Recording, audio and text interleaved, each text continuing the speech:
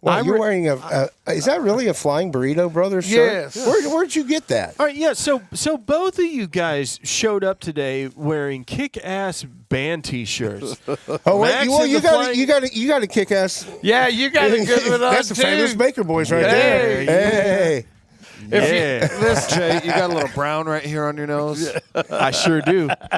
Oh, wait a minute. And look at Josh. He's sporting a cat shirt. Vintage. Old school cat Old shirt. school. Yeah. Old school. Yeah. That's right. You can go down there to the end. That lady's got all kinds of vintage cat shirts she could produce. Is that where you got the Flying Burrito Brothers shirt? No, I got this for all you people that don't know who the Flying Burrito Brothers are. You should really look them up. They're a badass band from the 70s. Had a guy in the band named Graham Parsons. Exile on Main Street was by the Stones, but Graham was very influential in that. But He's still kicking it at Joshua Tree? No, yes. And so there's a big long story about that. What's their music sound like? It sounds like what other 70s Well, band? here's the thing. Burritos? The Burrito Brothers, here's what I'm going to tell you. You can hear their influence in the Rolling Stones, the Eagles, David Allan Coe, Jackson Brown, any much southern rock, And David Allan Coe mentions them in a song. Absolutely. He says the burritos. Where I got this shirt, Yeah. Facebook has all this weird stuff that pops up on my feed. Dude, I bet the algorithm is just as confused as to what to send you based off of what you click on and talk about as you are when you see it. And so, with something like this comes along, I buy it, Right. I mean, I guess, anybody can get all kinds of shirts, but when you see bands that really mean something to you, I know people that do entertainment that won't wear a band shirt. I've never really seen a Flying Burrito Brothers No. shirt. I can honestly say I have not. Hey, and maybe, I don't know if they did a lot of merch. Well, They weren't even together that long. No, not at all. Just a few years. And also, the dude, another member in the Flying Burrito Brothers was from the Byrds, and Roger McGuinn and the Byrds. yeah. So anyway, well, what about the Fandango? I know. Hey. So Jeff gets out of the truck, and I ask him as soon as he walks up, I'm like, is that a vintage shirt, or did you get that at the show? I got I got it at the show. But the thing was, it was in their vintage series, Right. And to me, Fandango takes me back to driving my car, smoking illegally, So and 16 years old, 17. So Brandon got a real cool ZZ Top shirt. Don't put that illegally on there. So hang on, just hang on. So, hang on. What? Move your mic closer to your mouth. I can do that. So Brandon got a real cool ZZ Top shirt. There was the vintage like Tres Hombres type writing or whatever, but had a scorpion on the front of it. Oh wow! And it's really cool looking. Back to the shirts and Facebook. After you're right, I got a ZZ Top one. It has everything. It's listening to you, bro. It's listening to you. Zuckerberg trying to send you some cool shirts, man. So how many things a week do you get for Rolling Stones stuff on Facebook? Oh, dude, I'm in their fan club. I'm in a couple of their deals. You see? You saw that deal I sent you the other day with the new album with all the tongues all over it? Yeah. I like that. Yeah. But here's the thing. They have so many different versions. That's why they're number one. You're right. You're right. That's by design. That's marketing. Yeah. I can tell you, I'm going to make a prediction out there, ladies and gentlemen. Here we go. I'm going to let you know that if you love the Rolling Stones, or even if you've never seen them and you've always wanted to, I'm going to make a prediction. I'm going to make a prediction that they're going to play in 2024, and the time frame will be April through July. North America. Hey, before we get into this cool show, which this is a real cool show and a real cool band. It's legendary for Oklahoma. But before we get into that, I think you probably ought to tell everybody what we did this last weekend. Do you think we should? All right, so No, we'll do that next. You want to do that? You should tell it now. tell it now. Okay. So a few weeks ago, we're recording an episode, and we had literally just hit record on the camera and on the recording device. And we hadn't actually started because Jeff and Max were BSing and kind of talking a little bit, and we were just waiting to start. We were holding up the show. But Josh had already hit record, and Max out of nowhere just says, "Go Rangers!" And never in a million years did I think that the Texas Rangers would actually win the Major League Baseball World Series and become World Series champions. And they did. In 2023. See, Max was kind of hoping early on that it would be the Astros against the Rangers, but then the Astros got Well, knocked it was. It was. In the the American League Right. Championship Yes, Series. it was. It was, wasn't it? Yeah. And so, How many millions did Mattress Mac lose? A lot. A lot. I mean, and so I don't think he went bankrupt, but he went out and blowing the ticket and having pictures. He's selling twin mattresses I mean, now. but here's the deal. well, the reason that you were rooting for the Rangers is we work for the Rangers. Well, yeah, we literally work under their umbrella at the ballpark, and so They don't have umbrellas. That thing's got a roof, Max. And it also has a suite where we saw Elton John and the Chili Peppers, Green Day. They're all Texas Rangers fans? No, but you can see them. You can see really nice from the no Rangers idea suite. they went to the cool game. thing about it is when we enter the stadium to go down on the floor to work, we walk past this hall, and on the hall has every band home plate that we have done at that stadium signed. Okay. Yeah, so there's a diamond. It's the home plate. The home plate, and then there's a picture of them the actually show. playing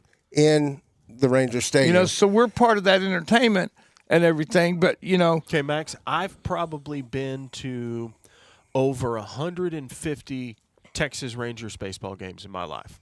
wow, My dad was a huge baseball fan, and we grew up in Ardmore, and so it wasn't a big deal to hop in the car and drive to Arlington and go to a baseball game and come back. And the old stadium as well. And I was very fortunate to get to see so many legendary pitchers. Right. Nolan Ryan, Oral Hershiser, Dwight Gooden, Roger Clemens, Dennis Eckersley, like the list goes on and on and on. Legendary Rangers players like Charlie Huff, Ruben Sierra, Juan Gonzalez, Pudge Rodriguez. I watched all of these guys play for years. And the first games I went to were at the old stadium. I went to there. It was made of metal bleachers, and it was like $5 to get an outfield ticket, and it was the loudest place in the building because people just stomped on those metal bleachers the whole time. Opposing teams hated it. And there wasn't a bunch of stuff around there. I saw Nolan Ryan pitch there. Did you? Yeah. I was back then. at third base. I was at the Robin Ventura game where Nolan Ryan whooped his ass, put him in the headlock, and went to town. Saw it in person. That's old school. Back then, he had to get his point across. Went to the very first game at what I call the new stadium, which is, I'm not talking about Globe Life. I'm talking about the one before it. Okay, which is now the Choctaw Stadium. Yes, and we did it. We've done shows in there. Yeah. So the Rangers have a long history of live music and entertainment in their ballparks and stadiums, going all the way down through their minor league system with AAA and AA. But one of the very first concerts I ever got to see in my life was the Beach Boys at that old Ranger Stadium. See, that'd have been cool. Yeah. What year was that? Golly, I was probably 6 years old, so probably 85, 86, 87-ish. Wow. I saw him in 1980 at the Myriad. Was John Stamos in the band? No, there's no John Stamos. No, different. I used to have a bookkeeper. I've got some original badass Beach Boys photos and stuff in frames signed by the original members. But they were one of those bands that caused the resurgence of artists going back and playing baseball ballparks. Right. Because they could do it with that and made it cool. You know, and so when the Beach Boys did it, but Beach Boys and Jimmy Buffett and some of those people were the ones that really kind of got it going with the baseball thing. So when you're take me out to the ballpark, dude. When you're walking, Exactly. when you're walking down that hallway and it's got the home plates from each one of those shows, name some of those bands, because if it weren't for people like Jimmy Buffett and the Beach Boys, they wouldn't be able to do this. I can go in not quite in order, but I can. Chris Stapleton, Willie Nelson, and Jamie Johnson was the first one. Okay. That Fall Out Boy package. Green Day and Fall Out Boy. Crew, Def Leppard. Motley Crue, Def Leppard, and Joan Jett. There's Elton John. The Red Hot Chili Peppers, the Strokes, and whoever. Elton John. For some reason, I thought that Elton John show was at American Airlines Center. No, it played. It played. It played. Globe Yeah. Life. We snuck in. Globe Life. We had some problems, didn't we? Yeah, we had some problems. We had to go to We had some problems at will call. We had to go to our old school way. We got in though. Hey, listen. Not only did we get in, we ended up in the suite. We did. So, who else? We had free hors d'oeuvres. We did the Johannes Brothers or whatever the name is. Jonas Brothers. Is that like the South African Jonas Brothers tribute act? Johannes Brothers? Don't listen to the lyrics. I can't all Lady Gaga. Lady Gaga.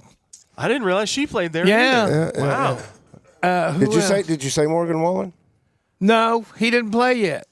Oh, that's right. He hadn't played yet. So anyway, And- but back to these Rangers. So you keep up with it a little bit, and hear the talk.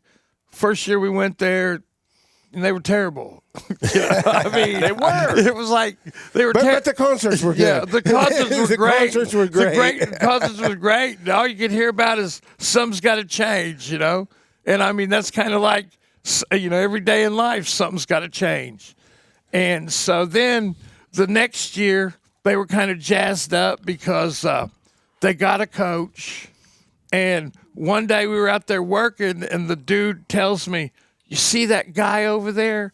And this dude was just whacking these balls out of the ballpark while we were laying down the floor. And it was that Garcia dude. They're like, man, they're hoping he does it. And so, and I mean, hey, okay, cool, whatever. And but then, I love baseball. I love competitive sports. I think that in the world today, there's not enough competition because with your generations that are coming up, there's not, and the Baker boys in this story will prove it. Hard work, hustle, and being a team pays off.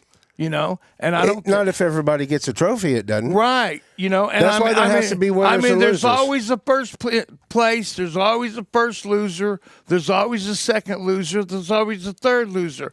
Because if you lose, then you should have that drive to get back to the top. That gives you incentive to try harder. And I mean, hey, listen, I've been so close to many finishing lines that I lost. And you know what? Second loser, what did I do? Yeah, I went down. I went out. But at some point, you have to realize it's all about you, no one else. Exactly. And how you play.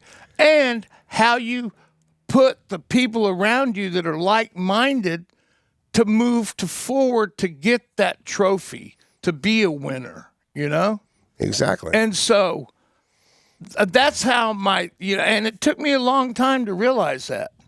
But when you own a company and when you have people that believe in you, you have to, no matter hurt, sick, can't walk, you got to be there. If you show up every day, you got a chance to move forward. If you sit in the fucking sideline on the press box or sit to wait in the game's going to pass you by. Exactly. So anyway, Was that on the walls of the Ranger Stadium? 'Cause It should be. That sounds a lot like the speech that George W. Bush gave the Texas Rangers when he owned the team. Well, hey, listen, maybe he did it from me. Who knows? So Y'all are old friends. Explain real Kindred quick spirits. how we had to sit there and watch game number 5. So Didn't have to, but yeah. we have a company called the Fabulous Baker Boys. I do, and it's been built from ground up. There's a lot of people who listen to this podcast. There's a lot of people out there that have worked for me. Some of them were good. Some of them we didn't. We ended on some different notes. There's also I don't believe that. There's also some went on to do great things too. And there's also people that went on to do great things and better things in life.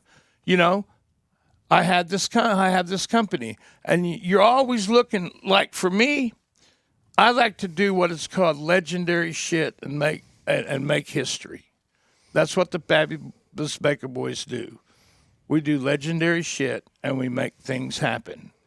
And we make history, Oklahoma history. Will I ever get credit for it? I don't have to. You did it. You were there. Right, I did it.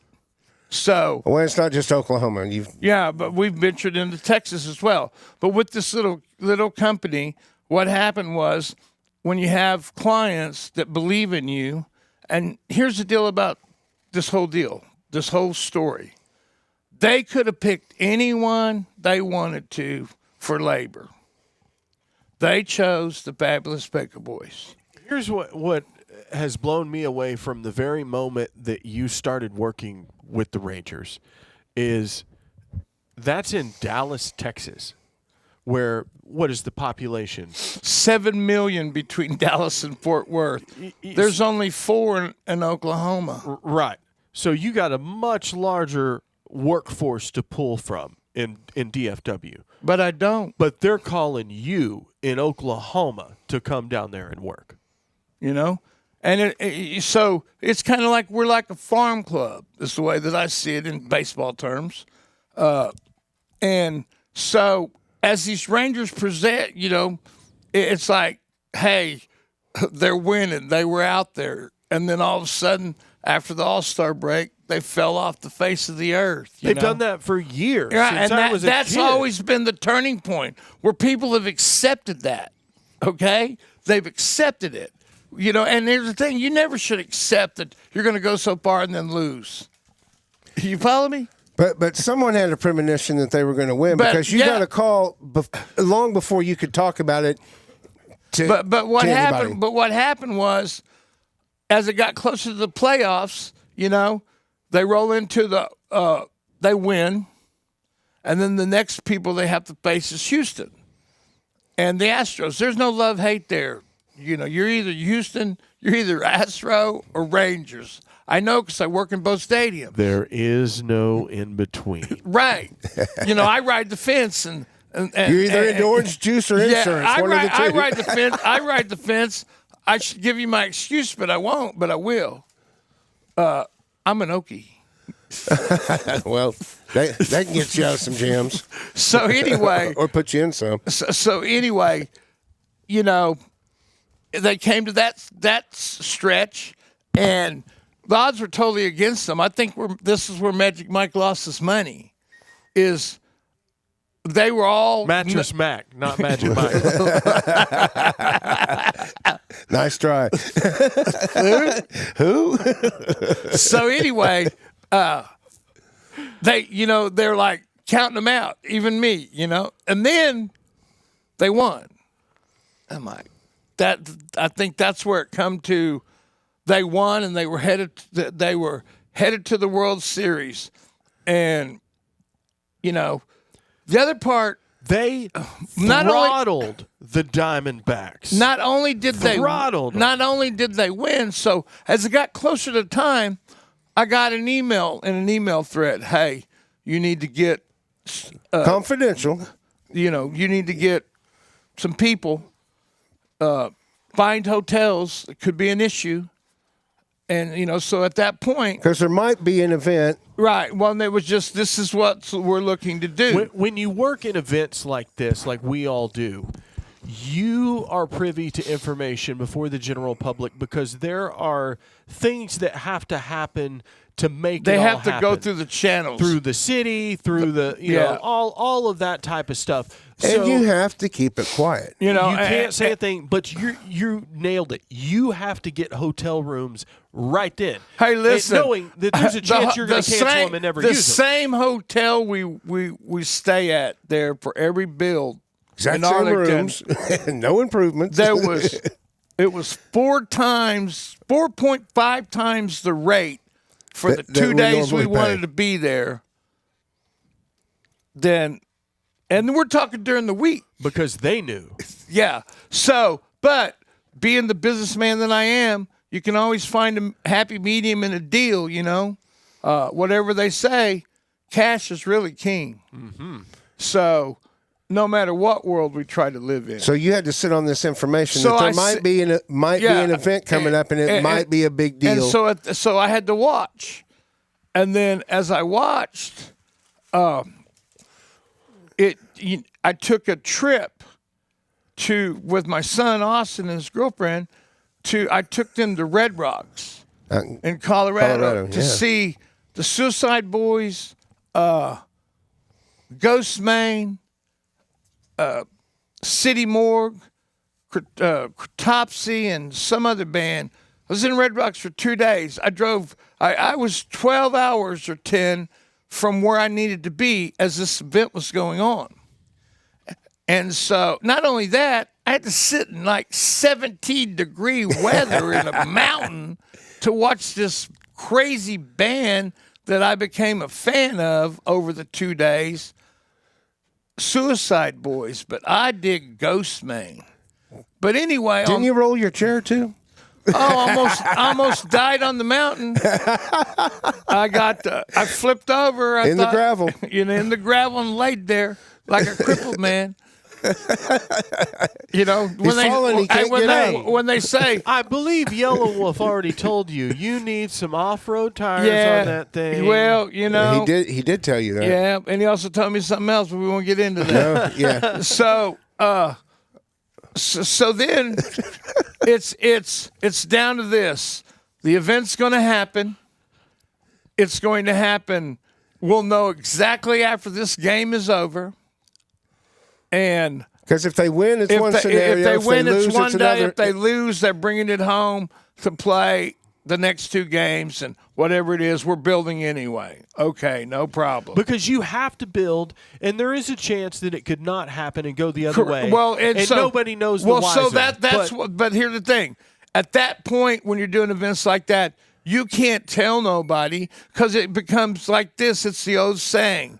You get everybody in a circle, and you say one thing, and the next thing you know, by the time it makes a circle, it's going to be huge, and everybody's going to know about it. And here's the other part, and this is how I've learned a hard lesson because of it. There's some things you don't want to talk about to somebody who talks about in passing or whatever, because if something goes awry or something finds out or a leak happens or whatever, sometimes stuff falls through, and your name's on it, and people and the public want to know how you, and they tell on you, you're fucked. Exactly. You know? And sometimes events fall through. Right. And then you look like an ass for bringing it up because it didn't happen. Or when you got people that jobs are light and you're needing to hire them and you don't want to make them wait. If they could get something else, then, feel free to go for it. So I'm coming back from Colorado, and they say if it Wednesday, we start then. We'll know at the end of the game. So I drove, and I got here to my office at 8:30 p.m. When I got off the highway, the dude has slammed. At first, it was 0-0 for a long time. Well, first you sent out a message to the people that you wanted to go that pack your bags and be ready to go. I'll tell you when, where, what time, what. It was a real cryptic. It was like it was a secret message. It was a secret message. But you sent out these certain, and you said if you don't call me back, you will not. You will miss. You will not be seen, and you will miss an opportunity of your lifetime. But he wouldn't say what it was. And so I got here. I told everybody I need you here at 10:30. Didn't you get stopped on the way here? I did. Okay, never I mind. got pulled over and all of it. I thought Watonga. Hey, thank you, Watonga Sheriff, for letting me go. It's because you weave when you drive. You try to do too many other things. That's what You're bobbing and weaving? That's why I have drivers. You can't be bobbing and weaving. Yeah, Tonga, but bro. the driver that I was supposed to have, like a butterfly listen, on the Highway driver that 81. that I was supposed to have didn't show up. How many did? And one, and my kid only drove 40 miles and pulled over. So it was all me. But So anyway, wasn't your driver supposed to be the other kid? yeah, but he canceled. Because people know I drive you around. I don't think I didn't show up. So as I get here and I call them, He said you called in, Jeff. they got 2 hours to be prepared. And all I knew, then I got, okay, here's what you're going to do. I need your people, 17, the lucky 17, to be down here, and we start at, 7 a.m. or 8 a.m.? 7 a.m. lobby call, 8 a.m. 7 a.m. lobby call, 8 a.m. Ready to work. Ready to work. So, and as we're going and as we're seeing, the Rangers win the World Series, and here comes all the craziness, the press, because you're looking at a team that the first time in league history. Yeah, since 1961. Won. And so, you didn't really think anything about it. And then what we were doing was we the Fabulous Baker Boys, got to build all the stages, all the delay towers, all the video for the celebration speech of the World Series. That's where Texas the parade Rangers. went to. So the parade And not only went that, to right where we set that stuff up. Yeah, That's where it we ended. were the parade end. Who was the musical act? Was it just Well, DJs? no, or did they bring somebody in? What happened was, and so we start building these stages, and then it becomes real. Once you got on the grounds, you got to see. The first few hours you didn't really pay attention, but then by noon you had every frickin' news station. Helicopters everywhere. There's even Hueys coming over. It became show business at 101. And porta potties and fencing and all this stuff is just. It's just the labor force alone that set up the grounds. Nobody talked. No, even the people we were working for told me the reason why we're picking you is our stuff and you're not going to quit. To me, I just won the World Series. You did. Everything that I've ever worked for, everything that to the clients that have kept me on for many years, and later on I'll get to what was told to me. But so we start building all this, and then and TV crews, TV crews everywhere. News stations, they're putting showing us the builds and everything. You can see us on the news, and so we're building 3 stages. A big one that the Rangers are that the team's going to come up on, and with their trophy and everything like that, and then we're building 2. And there's a VIP area in front of that for just VIP areas, but the for general the owners, the family, exactly. Very high ups. And then there was and then behind that was TV. We built TV towers and all that, and then off to the parking lot to the side, we've set up 2 smaller stages with just video walls and delay towers and audios, and then delay towers out in the 4 delay towers. So. Well, explain to people what delay towers are. Delay towers are where when you're expecting a massive amount of people that you shoot it back there so they can hear them. If you go to a stadium show, so it's in real time. They got delay towers, but they're all in sync. So they put these up. They got a little bit about, and so then about 4:00, you started seeing people parking in parking lots. And setting up tents and RVs and chairs and spreads to cook and they tell us oh, we got you preferred parking. We got you preferred parking over here. You'll be able to get in here at 8 o'clock in the morning. We went from 8 a.m. to 4 a.m. building. And then when did you come back? Well, 8 a.m. Well, hold on. We had a crew that had to leave at 4 a.m. No, that was it. Yeah. What happened was we were there from 8 a.m. to 1 a.m. the first night. They wanted to crew back Friday morning at 4 a.m. and that crew went from 4 a.m. to 2 a.m. They had us come. They had us coming, and at the time, if we wouldn't have came any later, we would have been absolutely 100% screwed. But we left at 8 we parked at 8 a.m. The parking spots that they had given us didn't exist because people were out there selling tamales and you could just see the lines of the streets. For this parade. And so here we are, we have no parking. So we shoot around knowing by going and working for these guys and doing everything, I've learned every trick in the book around that little area on how to get in, how to get out, how to move around. And so we parked over by our employee parking lot where we parked, but across the street. Little did we know when some of it had been barricaded up. About half the half of it had been barricaded to where we couldn't go any closer. And so then we get there, and and here's the other thing about an event like this thrown together. Everybody's on there, on it, and like we pull up, and this old dude comes rolling up in a. And I always. Well, you went to Walmart beforehand and bought us so some what I did was the night before, I went and bought groceries. I bought grill. Weber grill. All kinds of stuff because we were told we'd be on call. And we couldn't get in. The food around there was high, so I had a budget, and I was able to use it. So we set up shop.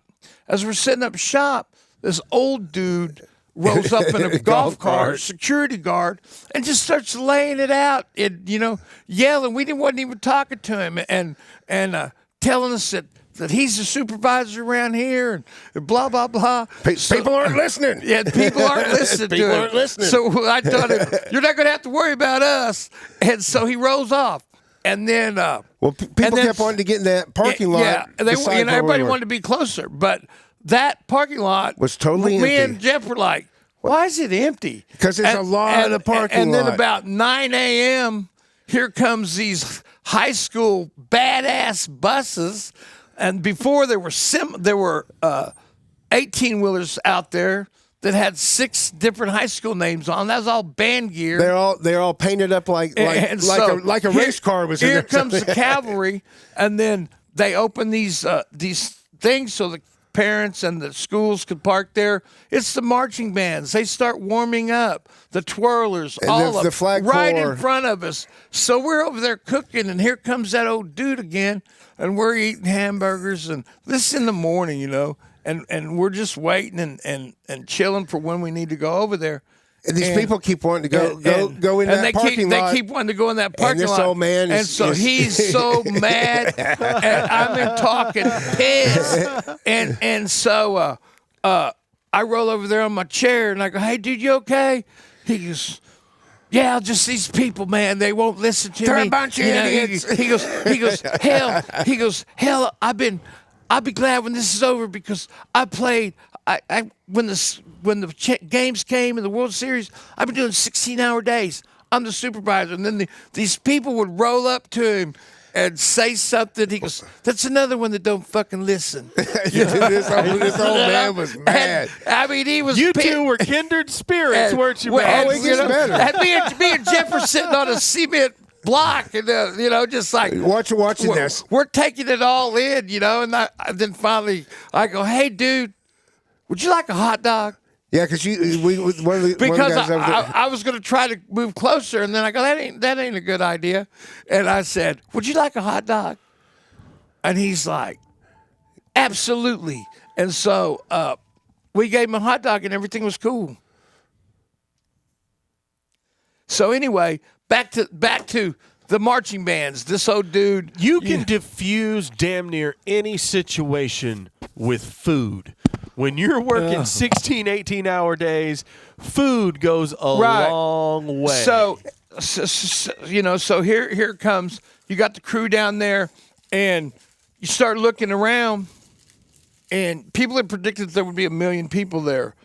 And then we started seeing how the parade route was and all that, and it was all around the stadium. And from then we knew how to get from here to there. So anyway, and a lot of people were showing up. I mean, it was a lot. it was like already wearing their merch because the Rangers are smart. So the day before when we're building everything, they won the World Series that night. We were there the next day building stuff at 8 a.m. When we got there at 8 a.m., there was a line for the pro shop at 8 a.m. to get in there. But when they won, they kept it open from like 10 to midnight. Yeah. For the first rush, and then closed it, and then had a line like he said, and it never quit. Never quit. How much do you think? How much do you think a World Series baseball cap costs? Okay, so if it is a new era, the what is it, 40, 50 or whatever kind, the fitted, there was one for 50 and one for 50. The one for 50 was the World Series. The one for 55 had the T on it. Standard Major League Baseball hat, just like this one or my Dodgers one. They're typically $49.99. You're on it. And so, how much were shirts and jerseys? But I bet 50. And that's not even the T-shirt. That's T-shirt. That's not the premiums. The jersey was probably $350. It was high. I didn't look at it. But it should be. Those jerseys are hand stitched. All of the letters, the numbers. There's multiple layers. But the thing about, as for me, as this day's going along and I'm scooting around in my chair and stuff, it's just surreal because you just see it's business like you've never seen in action. Was this the biggest event that you've been a part of?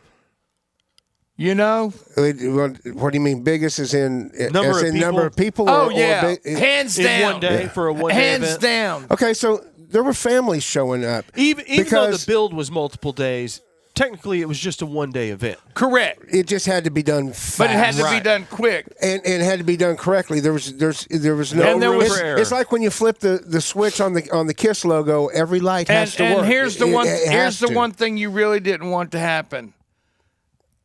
Any of that equipment that you touched or put together be faulty when it went live.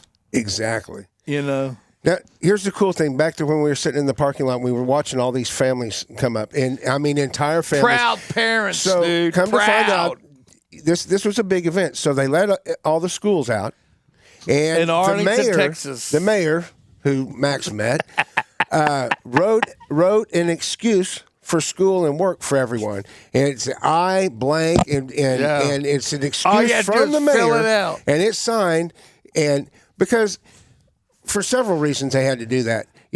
Like to get all the marching bands, they had to take all the school buses to get them there, and the band equipment. And then you have a logistics thing because if you've got that many people don't live in Arlington. They're coming from everywhere. So when they converge on this town, there's another problem with the traffic, and then same with people getting to work on time. It was the Cowboys game or the Rangers game times 50. Yeah. So if the schools tried to go on anyway, and some of the teachers came out, what substitute teacher is going to come substitute, right? Right. Who's not going to take a sick day at work? I mean, so it was. It's Texas history. Everybody was there. It was like I watched the replay of it on television yesterday while I was at work. I can't remember if it was Bally's or Fox or whoever was playing a replay of it. Mm-hmm. And I was in total shock at how many people that was. It was one of the largest crowds at one event that I have ever seen. The only thing that came close to that was the Rose Bowl parade in Pasadena. I would say that or the Macy's. And I'm pretty sure that there were more people in Arlington than there were at the Rose Bowl parade. And here's the thing. It had been cold all week. The weather was beautiful. Oh, it was a beautiful day. It was a great day for a parade. Yeah, it was a great day for a parade. and as we see these kids coming, no permit issues. listen, we No, wouldn't. and you know what? The cops weren't being assholes. No, I mean, we everyone. It was a good spirit, a good vibe the whole way through. It's like when you go to a show and everybody's happy. It was Well, one it's of those amazing things. what a win will do to change everybody's attitude. The other part was seeing these kids come, the smiles on their faces, their parents walking taller than they are. Proud moment in Texas. They're warming up to deep in the heart of Texas bands, twirlers. And these guys, these kids, these band leaders, they only had 2 days, if that. They to had the same rehearse. amount of time we had. Yeah, and so you be on point, and like I told Jeff, those kids, like I told some of them, you're never going to forget this. Just think about this. What if you had to walk the square block with your band to 750,000 people are watching you play? At one event. On a Tuesday. A Friday. Friday. At noon. And all the other bands are there watching you too. Right. And it's all on TV. Right. National TV. I mean, it's. I didn't. I knew it was a big deal, but once you get down there and you see how all these different entities are pulling together at the last minute to make this work, as well as the public, what a historic event! It was really cool. I mean, and so as the parking lot, noon was our time to go. So at noon, we had, and this is also another thing. You didn't get a pass. You didn't get, know. I mean, it was like you had to know how to hustle and how to get in and out of places without, first off, being a dick or an asshole, and letting people know. Because I had some people say some things to me, but at noon we roll over there. No, like I said, knowing how we know how the stadium is and everything, there was one way we were able to get in, and they had already warned the police and the guy, and they found some sort of makeshift bracelet for us to have. And so once you were in there, where we were was in the back. And so, I'm down there in the back just sitting Behind the main stage. Just by the main stage. I was lucky enough to get, after, like I said, out of all these years coming from the streets of the south side of Oklahoma City, like I laugh and tell Jeff about it, from the streets to the stadiums, I made it. I'm kind of surprised that you weren't standing back there passing out postcards for the Here's the Deal podcast to the Rangers players as they walk by. Here's the thing. If I had it all to do over again, I would have. But there's some things you do that you just have to sit and you got to know where you stand or where you're not there to be a fanboy.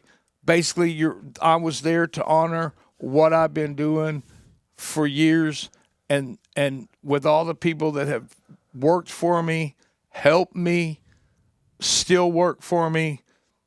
I would never be where I'm at today had it not been for you people crossing my path, good or bad, in life, in business, and us carrying on and having what I call teamwork with the Fabulous Baker Boys to where it still grows today, and it is legendary, and it is history, Oklahoma history. And every one of you that's been part of it are part of it. Know that, whether you're here today or you were then, or you're now. Okay, so Max, before we end this episode, I want you to think about something, because this is where we're going to end this episode. In 2023, there is a chance that Mike Cook could be a part of an Oscar-winning film and the Fabulous Baker Boys a part of a Major League Baseball World Series team, all in the same year. Well, before we close and I answer that, I have one thing to say. So as I'm sitting there and, working for the Choctaw Nation, out of nowhere, a police officer walks up to me and says, "Hey, you need to look over there." And it was one of the ladies that I work with at the Choctaw Nation waving at me, showing where they're at. From Durant? From Durant. Oh, yeah? Because, They're a big sponsor of the Rangers in the ballpark and all that. Huge sponsor. So, their name's everywhere in I there. couldn't get to her, but then I started looking around of where they put me. And, I'm over here off the side of the stage, just looking at the crowd.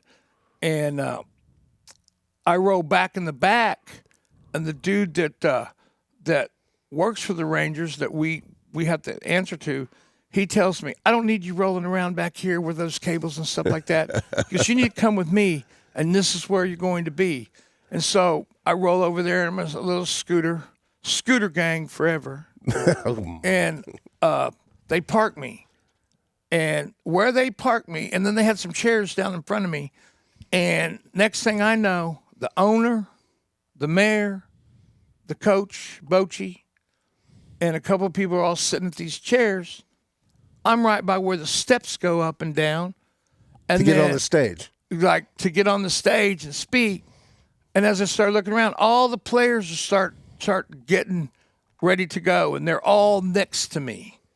And then you look over about 10 feet, and there's the trophy for the MVP and the World Series trophy. And I'm thinking to myself, the question you just asked. Should I grab it and run? No, I mean, and not only that, but as they entered, when they came off the stage, people were shaking my hand. They don't know me. They were shaking my hand. The mayor come up to me, and the mayor meets people, and that's his stick. But he was sincere. We got to talking.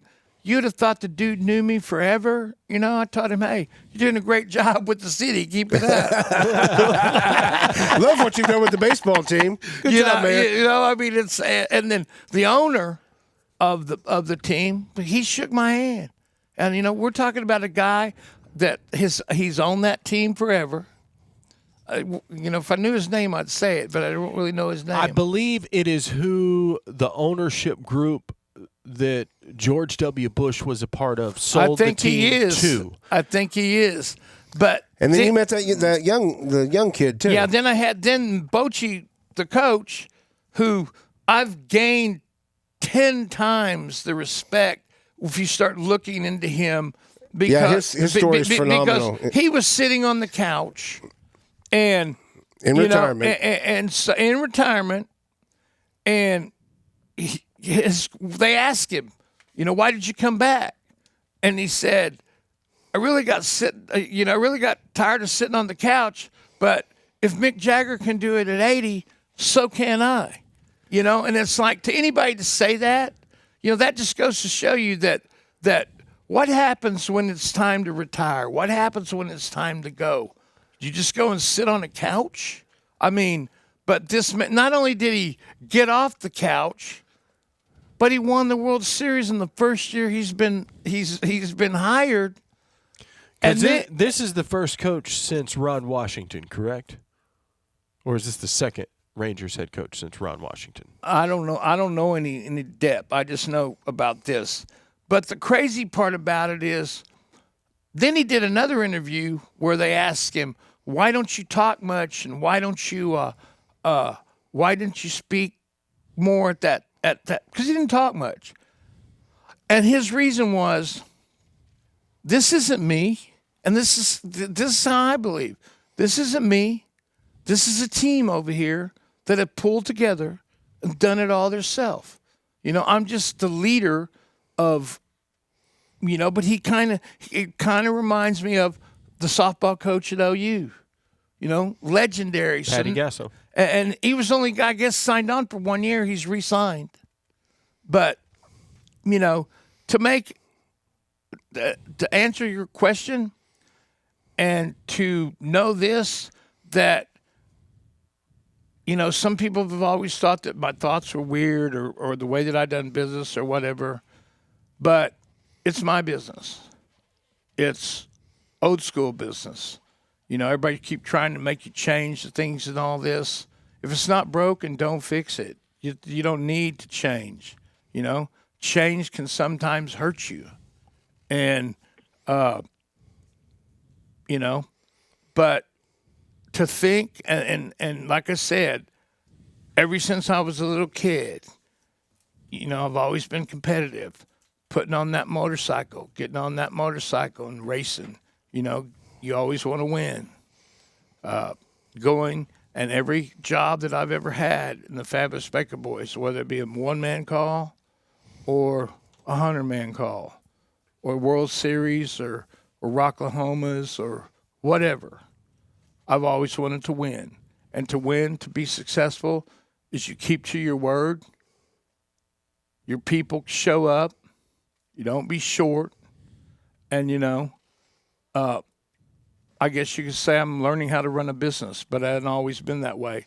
But for me to know of all the stuff I've done, all the shit I've had gone through, every downfall, every heartbreak, every heartache, to be in 2023 and know that your mentor, who not only has knocked it out of the park, Mike Cook, but you're in a full rate, high dollar, highest grossing movie about our great state of Oklahoma, you know, and then you look at me and, hey, I'm a broken dude with bad legs and in a wheelchair. And I've got 17 misfits that went to the World Series and we knocked the shit out of the park like a grand slam home run. In 2023, when I was a kid, I never would have believed it. But today, I live it, and that's it. That is where we will end this episode of the Here's the Deal podcast, the Max Baker Jr. story.